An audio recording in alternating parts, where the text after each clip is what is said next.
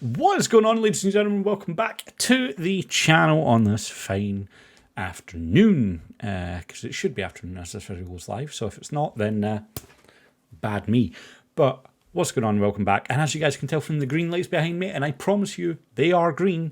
They may look teal on camera, I know that, but I promise you they are green, and that is because the green representing the football pitch of the greatest sport on this earth, football. Because we are here to talk about FIFA 23. Now, the thing about this is obviously it comes out in less than... Hold on. What's that? It's not a FIFA channel, lad. What do you mean this isn't a FIFA channel? It's not a FIFA channel. Well, what else are the green lights for?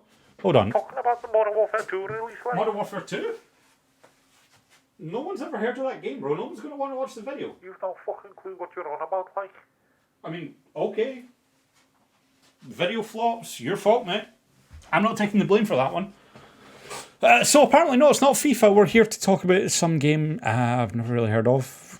Modern Warfare 2, something like that. I've got some notes in front of me, so let's get into it.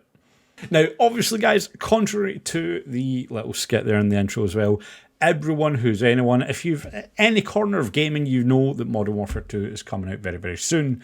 And we, of course, have access to the beta. But alongside Modern Warfare 2, there is also WarZone 2.0. And that's something that I am very excited to talk about, share with you guys. I have got some notes on my phone ready to talk about it, and that is exactly what we're going to do in today's video. So let's get in a game, let's spectate some WarZone, and talk WarZone 2.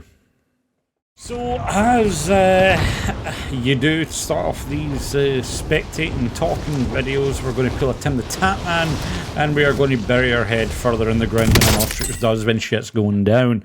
Now, we obviously just need to hop in, lose our Gulag again, and get on with things. So at this point, I'm just going to leave it there, and we can begin to talk all things WarZone 2 and Modern Warfare 2. Now, first things first, let me start off by prefacing this with...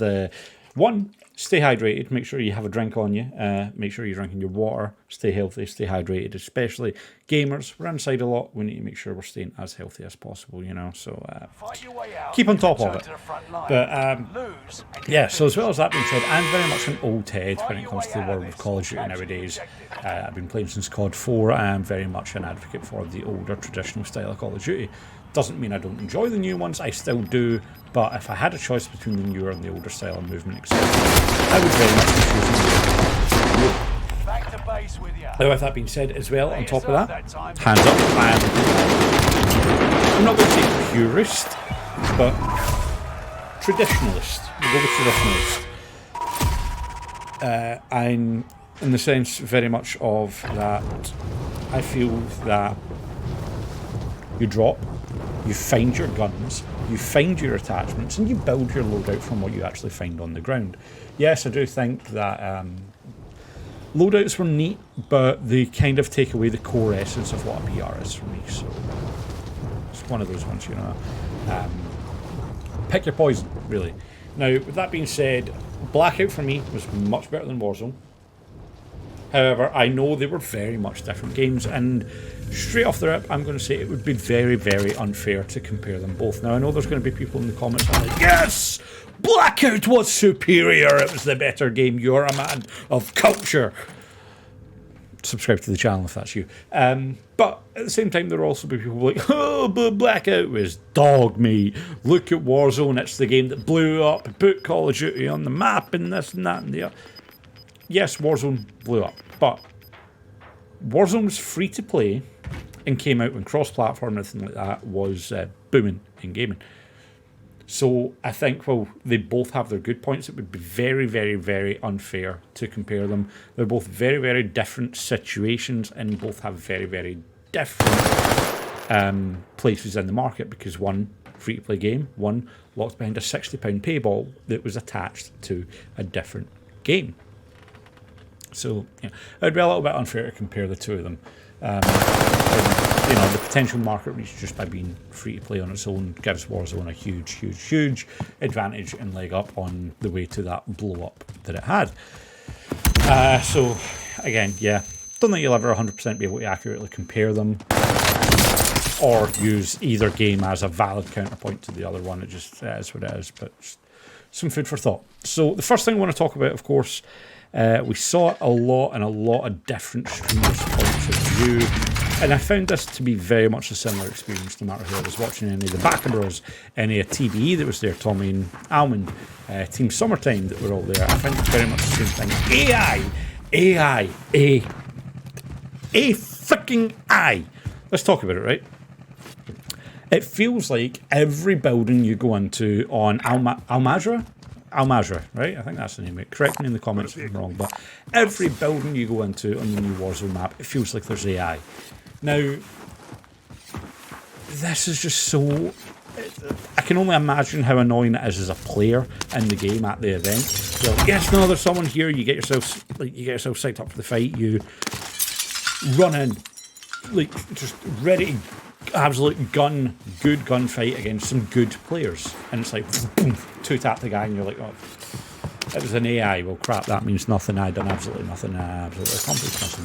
And it's kind of the same thing from the viewer view. At least for me, it was anytime like there was like a radar bot or someone, like, you just knew they were there. They were like, right, okay, yes, we're going to get a good fight. We're going to see, oh, who could it be? It could be like Backer Bros or TB. It could be, you know what I mean? It's like you're ready to watch a good gunfight between some great Call of Duty players. Then they run in the building, two bullet, an AI in the head, and you're like, well, that was kind of just disappointing. That's not what I want to see. So for me, it ruins the user experience, not only as a spectator, but a lot of people were also saying the AI does very much ruin it from a player point of view as well. Unfortunately, won't be able to speak for a player's point of view on any of these points until the game comes out in November, because obviously me with my 302 subscribers on YouTube, I'm just going to assume the invite got lost in the mail, Activision. Okay, Royal Mail, there's a lot of strikes and everything going on right now. I'm just going to assume it got lost in the mail. Okay, if you pass on that one, but I don't expect to get the next one, okay? But yeah, so in all seriousness, everyone that went, everyone kind of said that AI was a little bit of a bummer.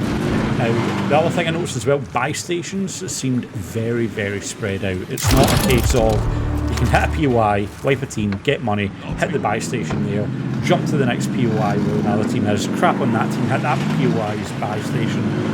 Like, you can't do that. It seems like it was every 3 or 4 POIs there was a buy station that seemed a lot more spread out, and I don't know if it's maybe the way they intended it to be, but one of the comments that we Pulse made was it seems to be a random score streak in each buy station, as opposed to you getting to choose what score streak you want. Now, this might change come final build, because the build they were playing was still an alpha, so that might change come final. But Gulag for me, I'm not going to know about that one until I've played it. For the look of it, I think it's nice that they give you different ways to escape it. You can either kill the other two guys in front of you, or you can not necessarily work with the other two, because it's whatever team gets the key and escapes. But there's a jailer that's actually in the UI, a warden, whatever you want to call it, keykeeper. He's an AI with a lot of health, that if you do manage to kill him, drops a key, and that lets you escape from the Gulag. So I think different ways to escape the Gulag, pretty cool, but AI belong in the Gulag? I'm going to say probably not. So again, that one I don't really know how I'm going to feel about it until I actually play it. But just initial impressions, not too hot. Now, after that, spectating. Spectating, don't get me wrong, I think this is dope, and I think realism has its place in games, but for me, when you're spectating someone in a game like Call of Duty, you want to actually be able to see what they're doing. You want to see their ADS, you want to see where they're positioning, their crossfire, the movement, that kind of thing. But what they've got is they've got this helmet cap, so obviously your main point of view in every Call of Duty game would be from the eyes of the player if you're spectating. This game, like for example, imagine this chewing gum bottle is a action camera, like a helmet. Like the camera sits like up here, looking down over the side of you, and it gives you like almost third person. Yeah, well, not almost. It is third person over the shoulder view of the person who's spectating. So the camera's like up here, looking down on you in the gun. You don't get a traditional view. But you don't Call of Duty now. I think that's dope. I think it looks dope, but I think it's very, very gimmicky as well. I'd like maybe the option to toggle, or maybe have it in certain game modes. Like maybe that kind of spectating would be cool in third-person game modes. Maybe like your S&D, that kind of thing, I don't know. But in WarZone and traditional most game modes, I think the original spectating is just what it's going to be. Now, circles in WarZone I think is dope. They've got this new thing where the circles split into multiple different circles through the map. It seems to be from a big circle into 3 smaller circles, and then it stays in the 3 smaller circles until it gets to endgame, basically. What I think with that would be dope is, so you have your 3 circles dotted around the map, right? Either don't just have them stay the 3 separate circles, you could maybe have it so that it goes 1 circle here, 1 here, 1 here. These 2 merge into a big circle with this like off circle here, or maybe they can merge back into the big circle, split back into the 3, maybe split into a 4 as well, like at the early games, corners of the map or something maybe. I think there's a lot more they can actually do with that circle split mechanic than what it is of just split, stay that way to the end of the game. And then last thing, obviously, audio. Audio sounded really, really good. The gun sounded nice, if maybe a little bit loud. Footsteps were quite loud, not going to lie. Even just watching streams, they seem quite loud. Now, I don't really know how directional audio is, because obviously me just receiving a stereo signal from a stream is very much different to having directional audio in-game. So unfortunately, when it comes to that kind of thing, I can't really comment on it. But like that's a lot of the stuff that I can like kind of want to touch on, but there are a few main points that are very divisive, that are going to have a lot of people either hate me or love me for what I say about them. But this is the thing, I don't want to say whether it's good or bad. I'm just trying to give points of view from both viewpoints, play not only devil's advocate in a sense, but also maybe try and see where they're trying to go in the good points of it as well. Now, for me, one of the biggest things, well, the 2 biggest things I've seen everyone say is no loadouts and the movement. I'm going to start with the movement first, right? So for me, the way they've changed the movement, removing slide cancelling for me is a win. It's a huge win. And that's not because I can't do it. That's not because like my hands get sore or whatever. Like my hands are fine. Like I don't feel it. It doesn't hurt me. I can do it perfectly fine. But in its essence, at its core, it is a broken mechanic that takes advantage of outdated engine technology and Call of Duty's absolutely horrible servers that for some reason they just fail to want to invest in. So I think removing slide cancelling is a win. Now obviously we've seen some people figuring out ways to do it, but it's not really the proper slide cancel that we've seen of the last couple of games. But I do agree that there should be some sort of movement skill gap somewhere in the game. However, I don't think it should be the main point of a skill gap. For me, the main point of a game like Call of Duty should be your gun skill and your awareness, right? That should be the main point, but I will talk about that a little bit later on.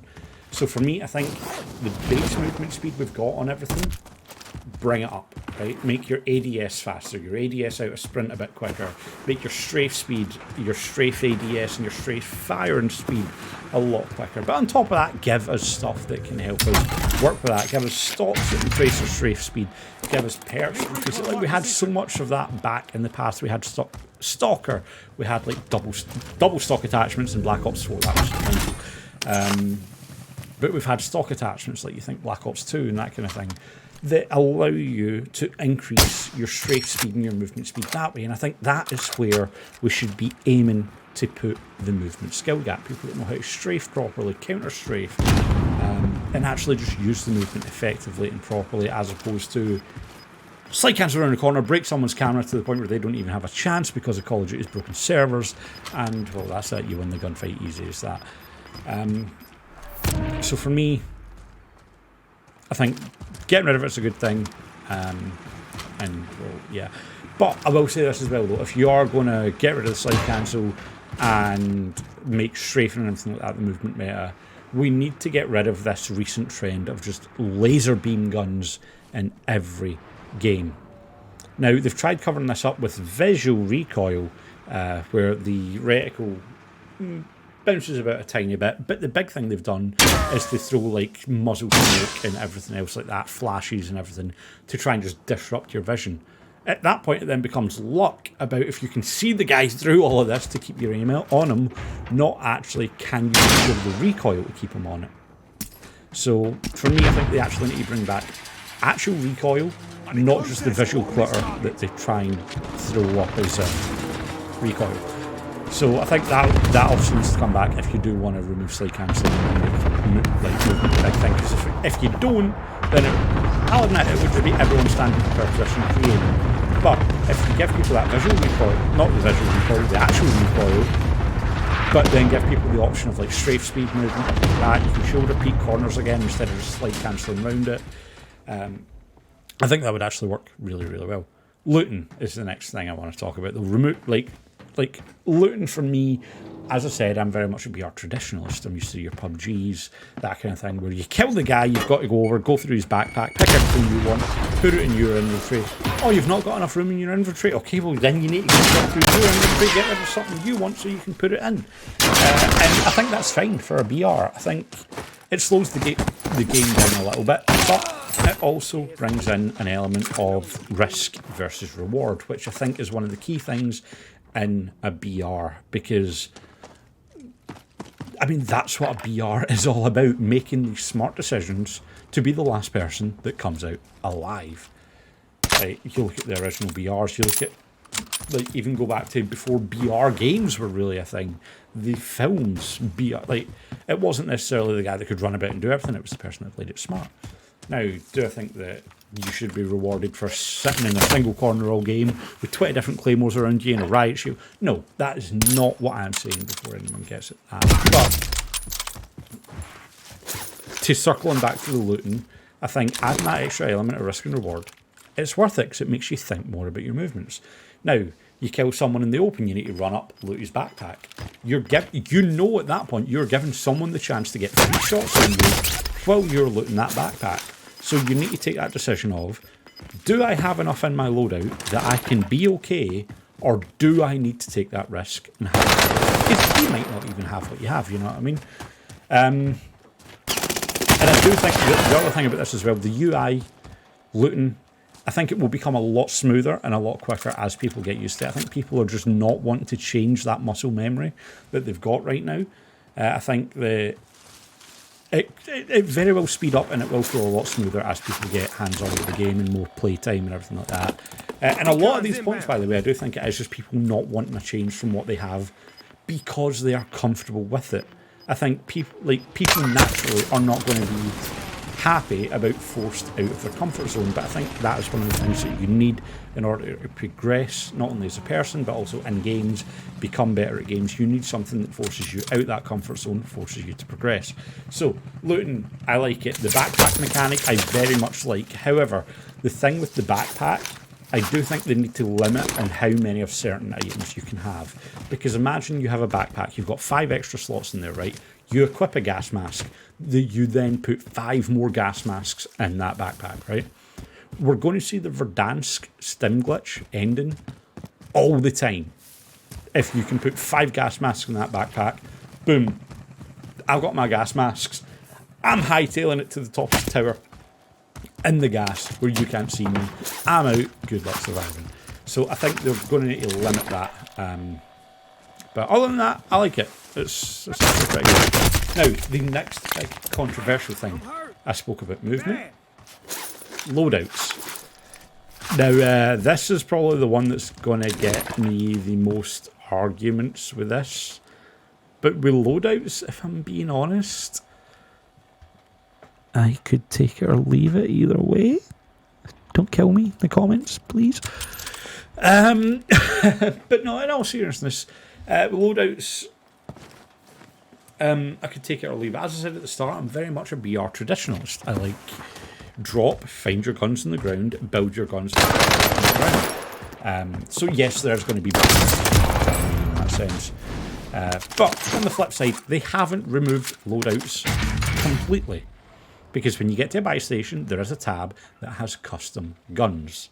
Now, obviously, without having hands-on time or speaking to any devs about it, I can't tell you exactly. But from what I've seen on streams and people talking about it, it seems to be that main menu of WarZone, the way it very much stands is where you'd create your class right now, you have your custom gun slots where you can spec your gun out, build your gun out, and then you can buy it from the buy station. But the caveat with that is the more attachments you put on your gun, the more expensive your gun is. And I think this is actually a really good way to balance it out, if I'm being honest with you. If you want like a laser beam gun, you're going to need to pay through the nose for it. The other complaint with that is, well, we used to be able to spend 10 grand and get a loadout for the full team. Why is it we need to spend, like, I think the highest one I saw was like 15 grand for just one gun, and I don't even get perks and my full team don't get it? Well, because loadouts, it takes replayability, it takes scenarios out of the game. It's literally, the way it is right now, you land, you get your loadout, that's it, you're good for the game. The fact that you need to buy guns individually, it keeps you looting, it keeps you moving, it keeps you actually having to take the fights, take the risks, it keeps you moving about the map to get yourself sorted. You can't just land at one POI and that's it, boom, your full team's sorted. Which I think is going to help in terms of making people actually move about the map a little bit more. Do I think that people are going to get used to it? Yes, I think they will. Do I think there will always be people crying for loadouts back? Yes, I think there will. But as I said earlier, without being pushed out your comfort zone, without new things, you're not going to improve, you're not going to evolve. And I think very much the new loadout system where it's just a gun, as far as I'm aware, it's not perks or tacticals, anything like that. Now, that could be wrong, and obviously, alpha build, they could change a lot. But as it stands right now, I think it's different, but I think it's balanced.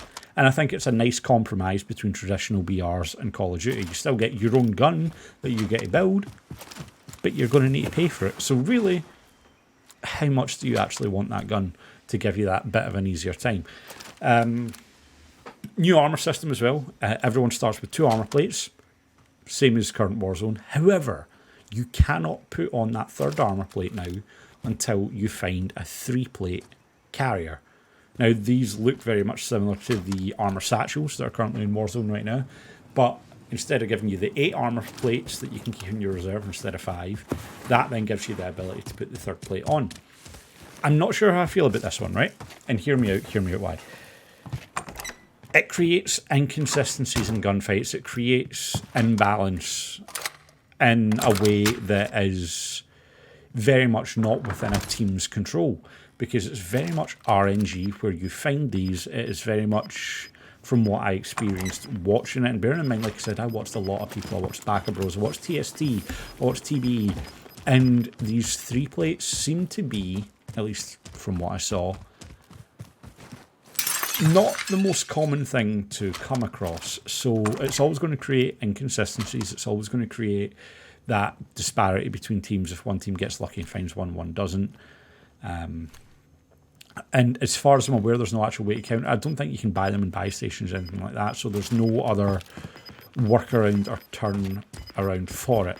I think if you want to level the playing field, make it more casual friendly, which is what they seem to be wanting to do, you just bring back the traditional 3-plate armor system, boom, that's it, there you go. However, I am interested to see how this new system evolves as well. And lastly, reloading. This is something that I saw was catching a lot of streamers out at the event. Reload works very differently in Modern Warfare now. We always were used to it. It's been there since the dawn of time. You get into a gunfight, you're mid-reload, you can just YY, boom, that's your gun, back in, you've got the bullets. Or if you got past a certain point in the reload, your gun was reloaded, you didn't finish the animation. That's not the case now. Now it is a case of you start your reload, you can still YY and cancel it. You'll have whatever bullets are left in the gun. But now, say this is the gun and my phone is the magazine in the gun, right? Obviously, it's not, but it's the best we can do over here in the UK. I don't have a gun to show you guys, okay? So, you've got your gun. YY works, YY works, YY works. Boom. The minute that magazine is out the gun and free from that gun, that is a saved state in the reload. So it doesn't matter if at this point you switch weapons, pull out your pistol, do whatever. Whenever you switch back to this gun, you will have to complete that animation before you can actually get back into a gunfight with that gun. So reloading has changed a bit with that. It's now saved state as soon as you pull the magazine out, and from that point you will always need to finish that animation. Now whether they change it or not, I don't know. That's going to be something that we kind of just need to wait and see as the game evolves, what happens with it. Oh, hello, controller's just disconnected and died there. Hello, we're back. But anyway, yeah, as we get into the top 3 now, we're going to just kind of see if whether Winger can do it with the 6 kills. It doesn't look like he's going to be able to make put your plates on. But the only other thing I really want to talk about is... I had it in my head. I was talking about reloads. This isn't something that I wrote down script. I had it in my head. What was I wanted to talk about? Oh my god, I've completely forgot. Ledge hanging. Yes, the new mechanic, ledge hanging in the game. Now, we've seen some mad clips on TikTok and everything from it already. People pulling insane clutches in S&D, hanging for rooftops, people walking out under them, dropping down, finishing them off and everything like that. Drop off, get the rest, drop. Oh, no. I think that's going to be very interesting, and it'll make for some very interesting decisions in game as well.